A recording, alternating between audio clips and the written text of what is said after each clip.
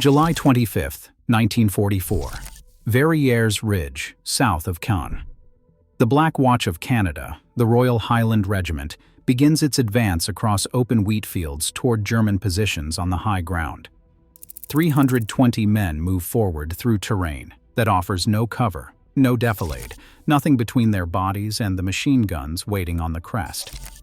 The MG-42 machine guns open fire. They cycle at 1,200 rounds per minute, double the rate of any Allied equivalent. The sound is distinctive, not the rhythmic hammering of a Vickers or a Browning, but a sustained tearing noise that earned the weapon its nickname from Allied soldiers. Buzzsaw. The Black Watch keeps advancing. Within 4 hours, 307 of 320 men are casualties, 123 killed. Major Frederick Philip Griffin dies at the crest of the ridge itself, close enough to see the positions he was meant to capture. 13 men reach safety. 13 out of 320. Casualties. This is not an isolated disaster. It is the pattern. Between July 18th and July 27th, Canadian forces south of Caen suffer over 2,800 casualties. All 7 British infantry divisions fighting in Normandy lose 3/4 of their initial rifle strength by August. The arithmetic is consistent and brutal. Rifle companies make up roughly 20% of a division's total manpower. They absorb 70% of the casualties. The reason is straightforward. German defensive doctrine in 1944 does not treat the machine gun as a support weapon. It treats the machine gun as the primary killing instrument. A standard German infantry company deploys 15 MG-42 machine guns arranged in interlocking fields of fire, each covering the dead ground of the next. Riflemen exist to protect the machine guns, not the other way around. The positions are dug in, camouflaged, and pre-registered on every approach route across the open farmland south of Caen. An infantry platoon crossing 500 meters of flat wheat field is exposed to overlapping fire from multiple positions simultaneously. The first burst arrives before the soldiers can identify where it came from. The second burst arrives from a different angle entirely. There is no cover. There is no suppressing fire effective enough to silence all positions at once. There is only the open ground and the mathematics of rate of fire multiplied by time of exposure. Against infantry advancing on foot across this terrain, the system is catastrophically effective. Every Allied commander in Normandy understands the problem. Infantry cannot cross fire-swept ground fast enough to survive. Tanks can survive the crossing, but tanks alone cannot hold ground. The infantry must be there. The infantry must arrive alive. And in the summer of 1944, no vehicle exists in any Allied inventory designed to carry infantry under armor to their objectives. One man decides this is unacceptable.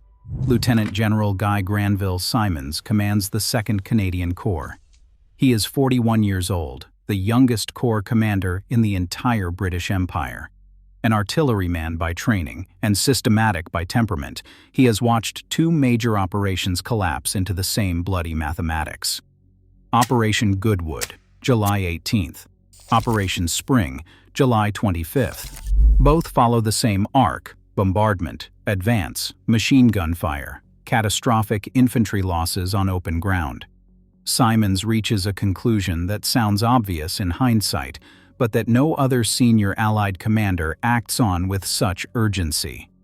Infantry, he determines, must be carried in bulletproof and splinter-proof vehicles right up to their actual objectives, not dismounted behind the line, not following behind tanks on foot, carried inside armored vehicles through the killing ground itself. The problem is that no such vehicle exists. Nothing in British, Canadian, or American production is designed for this purpose. Simons needs to invent one. On July 31st, 1944, he issues the order. 72 M7 Priest self-propelled guns, American-built howitzers mounted on Sherman tank chassis, are to be converted into armored troop carriers. The Priests are available because the Canadian artillery is transitioning to towed 25-pounder field guns, making the self-propelled versions surplus. Simons obtains permission from General Crerar and the United States Army to gut the vehicles completely. Lieutenant Colonel Carl Boehm of the Royal Canadian Electrical and Mechanical Engineers estimates the conversion will take 3 weeks. He is told he has 1 week. Major George Wigan takes charge of the actual work. Approximately 250 men drawn from 14 separate workshop units converge on a field near Bayeux, France. They work around the clock, in shifts, under canvas shelters rigged against the Normandy rain. The process is brutal in its simplicity. Remove the 105mm howitzer. Remove the gun mantlet. Remove the crew seats and ammunition bins. Weld armor plate over the gap where the gun used to be. The soldiers who would do the work called the process defrocking, stripping a priest of everything that made it a self-propelled gun and leaving only the armored box underneath. The armor plate comes from everywhere. Knocked-out tanks provide some of it. A nearby steel mill provides more. Landing craft ramps are cut apart for their steel. Captured German welding rod supplements the Allied supply. When a test firing with a .50 caliber Browning shows that a single layer of plate can be punctured, the workshops switch to double-layered plate with sand packed between the layers. On August 3rd, Simons inspects the prototype. On August 6th, just 6 days after the order, 76 completed Kangaroos are delivered to the units that will use them. The name comes from Major Gil Pointer, who observes that the infantry ride protected inside like joeys in a mother kangaroo's pouch. Each converted priest carries 10 fully equipped infantry soldiers, plus a driver. Entry and exit are over the sides, as there is no rear ramp. Roughly 60% have radios. Armament is minimal. A hull-mounted machine gun, sometimes a .50 caliber Browning on a pintle mount. The vehicles are open-topped, crude, and cramped. They look like what they are. Improvised weapons built under desperate time pressure, but the hull armor of the M7 Priest measures between 38 and 51 millimeters on the sides. The MG-42's standard 7.92 millimeter round at 100 meters can penetrate between 10 and 13 millimeters of steel plate. The mathematics are decisive. The most feared infantry weapon of the war is physically incapable of penetrating the walls of a Kangaroo. Not at any range. Not from any angle the weapon can practically achieve against the hull sides. The machine gun, the centerpiece of German defensive doctrine, has been neutralized by raw steel. Operation Totalize begins at 23:30 on August 7, 1944. 1,000 Royal Air Force heavy bombers have already dropped 5,000 tons of explosives on German positions south of Caen. 360 guns fire 60,000 shells in the first hour alone. Searchlights bounce off the clouds to create artificial moonlight, a technique called Monty's moonlight. Tracer rounds from Beaufort's anti-aircraft guns fire on fixed bearings to mark the axis of advance through the darkness. Under this orchestrated chaos, armored columns advance toward the German lines in tight formations, navigating by compass and by the tracer streams overhead. And for the first time in military history, infantry ride into battle inside purpose-built armored carriers. 76 Kangaroos are split evenly. 36 go to the 2nd Canadian Infantry Division. 36 go to the 51st Highland Division. 3 Canadian battalions of the 4th Canadian Infantry Brigade climb into the converted priests under Brigadier J.E. Ganung's command. The Royal Regiment of Canada, the Royal Hamilton Light Infantry, the Essex Scottish Regiment. Sherman tanks from the 1st Hussars, the Fort Garry Horse, and the Sherbrooke Fusiliers Regiment provide armored escort. The German 89th Infantry Division under Oberst Karl Roessler receives the full weight of the bombardment and the armored assault. The division effectively collapses. The 12th SS Panzer Division, Hitlerjugend, commanded by SS Brigadeführer Kurt Meyer, counterattacks with battle groups led by some of the most experienced armored commanders on the Western Front. SS Hauptsturmführer Michael Wittmann, credited with 138 tank kills, is killed on August 8, 1944, during the fighting around Totalize. His Tiger is destroyed, likely by a 17-pounder round from a Firefly or by an anti-tank gun position. But the Kangaroos do what they are designed to do. Inside the converted priests, 10 Canadian infantrymen crouch below the armor line, packed shoulder to shoulder in the space where ammunition racks and crew seats used to be. The ride is violent. Tank chassis were never designed for passenger comfort, and every shell crater transmits directly through the hull. The noise is overwhelming. Engine roar, tracks grinding, artillery detonations shaking the vehicle with concussive force. The men inside cannot see the battlefield. They feel the Kangaroo lurch over broken ground, hear the metallic hammering of rounds striking the hull, and wait for the order to dismount. German MG-42 rounds hit the armored sides and fail to penetrate. The 7.92mm bullets that would shred an unprotected infantry section in seconds spend their energy against 38 to 51mm of steel plate. For the machine gun crews in their prepared positions, firing at targets they have been trained to destroy, the experience is entirely new. Their primary weapon, the foundation of their defensive doctrine, is failing to produce casualties. The armored shapes keep advancing through the wheat fields regardless. Infantry that would have been cut down crossing on foot arrive at their objectives alive, dismount over the sides of the Kangaroos, and fight from positions they were never supposed to reach. The casualty figures tell the entire story. The 3 battalions carried in Kangaroos suffer a combined total of 7 killed and 46 wounded. The Royal Regiment of Canada loses 3 killed and 25 wounded. The Royal Hamilton Light Infantry, the same unit that suffered over 200 casualties at Verrières Ridge just 2 weeks earlier, loses 1 killed and 14 wounded. The Essex Scottish Regiment loses 3 killed and 7 wounded.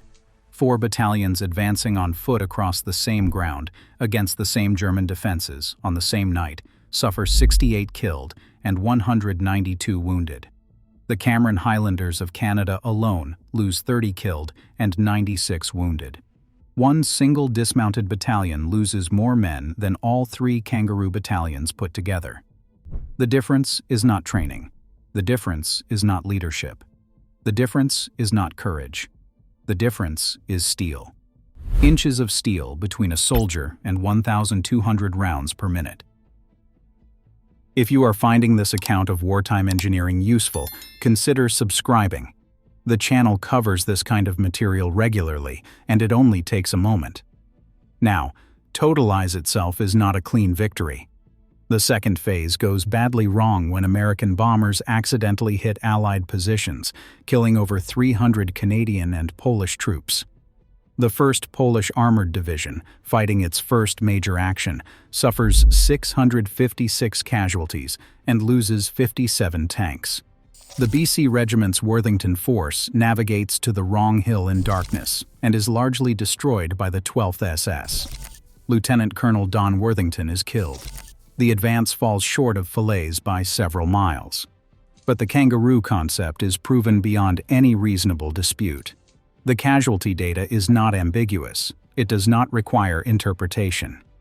7 killed versus 68 killed, same battle, same ground, same enemy. The only variable is the vehicle. On August 28, 1944, the 1st Canadian Armored Carrier Squadron is formally established. 4 troops of 25 carriers each are formed, crewed from surviving priest Kangaroos. Lieutenant Colonel Gordon M. Churchill takes command. Through September, the squadron conducts 13 additional assault operations at Le Havre, Boulogne, and Calais.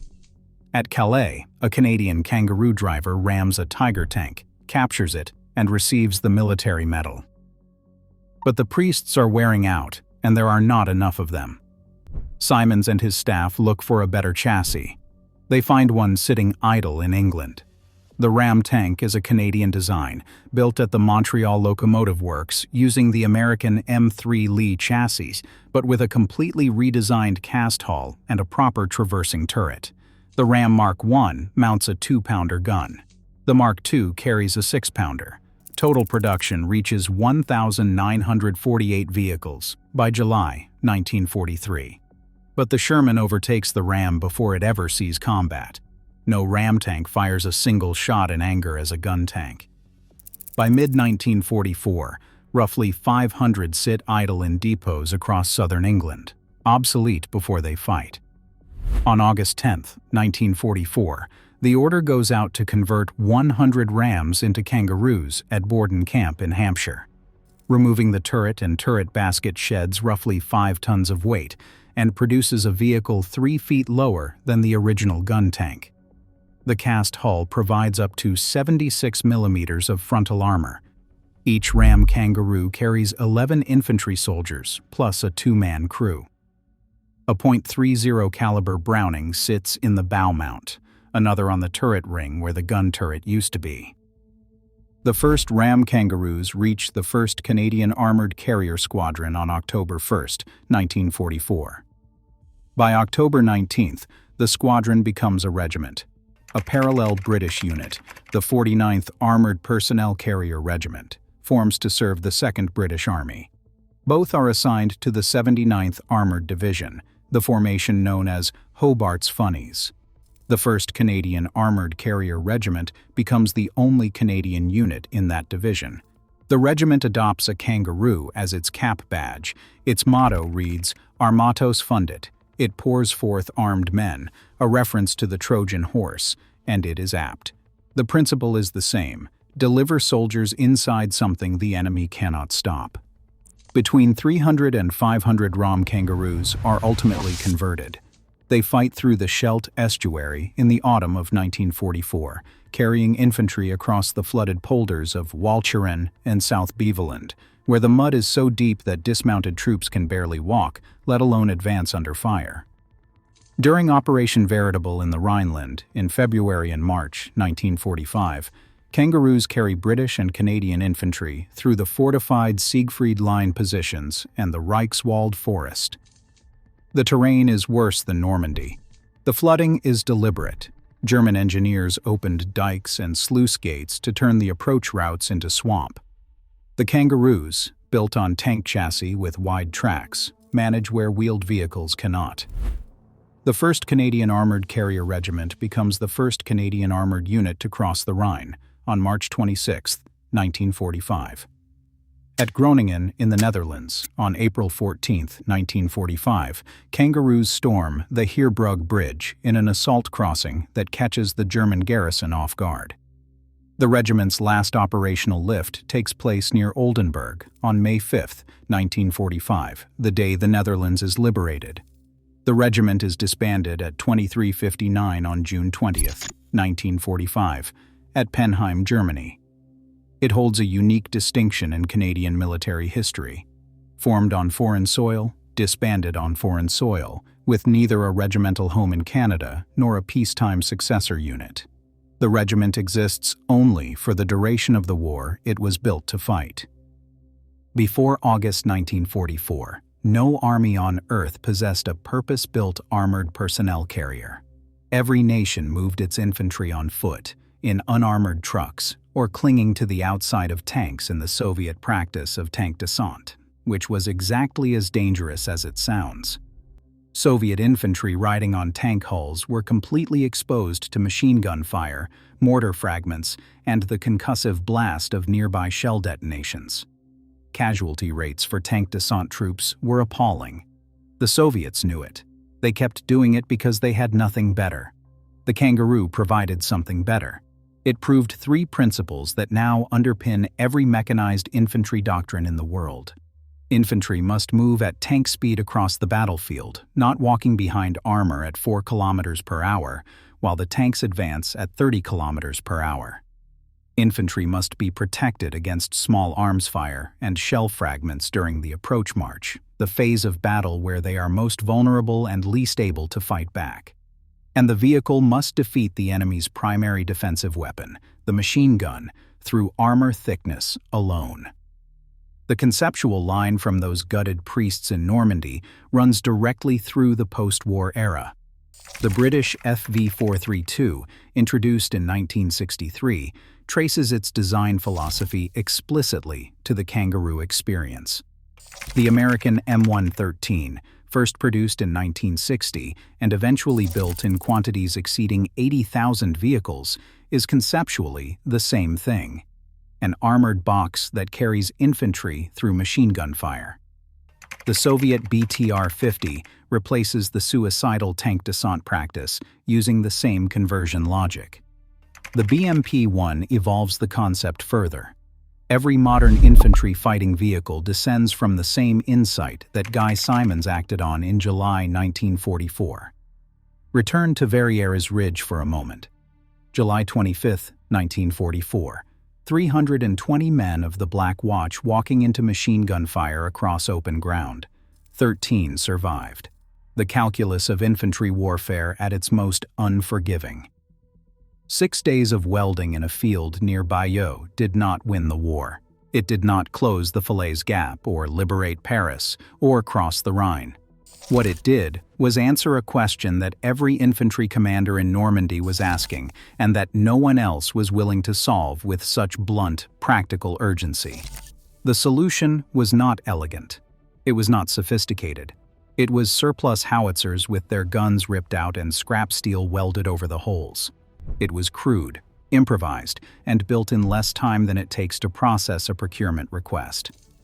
But on the night of August 7, 1944, when those kangaroos rolled through the wheat fields south of Caen with Canadian infantry crouched inside their armored hulls, the MG-42 rounds hit steel instead of flesh. And the men who should have died in the wheat arrived alive at their objectives. That was the kangaroo. The ugliest, most effective answer to the deadliest problem on the Western Front.